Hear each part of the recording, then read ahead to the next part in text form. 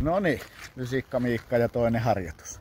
Eli taas semmonen loikkaharjoitus. Se lähtee siitä, että teet jonkun noin kilometri, ei tarvi olla edes ihan niin paljon. Pienen hölkän, voit vähän kävelläkin siinä. Ei ole väliä missä se on. Tai sitten toinen vaihtoehto, että sä pyöräilet jollekin tasaiselle alueelle, missä sä voit tämän loikkaharjoituksen tehdä. Tai kävellä tai hölkätä sinne alueelle. Ei ole väliä, kunhan tulee vähän lämmin valmiiksi. Tätä ei voi ihan kylmiltään tehdä. Sitten kun sä oot päässyt tasaiselle alueelle, niin teet viivan maahan. Meet sinne taakse ja teet 10 loikkaa tonne eteenpäin. Ja merkkaa sen kohan, missä se 10. loikka tulee. Älä tuu tasajalkaa alas, vaan tuut aina sillä toisella jalalla, kumpi sit tulee. Niin katsotaan kuinka pitkälle mä pääsen.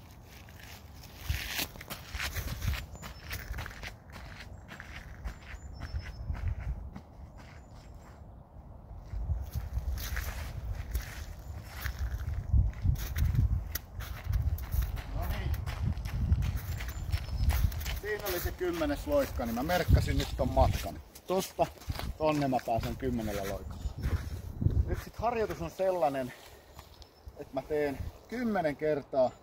Tästä loikin sen 10 loikkaa ja otan 20 metrin spurtin saman tien kun mä oon sen 10 loikan tehnyt. Ja sit mä kävelen ihan rauhassa takaisin. Ja sit mä teen uudestaan 10 loikkaa spurtti ja kävelen takaisin. Se tehdään 10 kertaa. Sit kun 10 kertaa on tehnyt, niin sit sä voit muutama 100 metriä vaikka vielä kävellä ja vähän ravistella ja jäähdytellä niitä jalkoja. Tää on loikkaharjoitus. Nyt mä teen vaikka 2 kertaa tän, mutta se tehdään sit 10 kertaa virallisesti.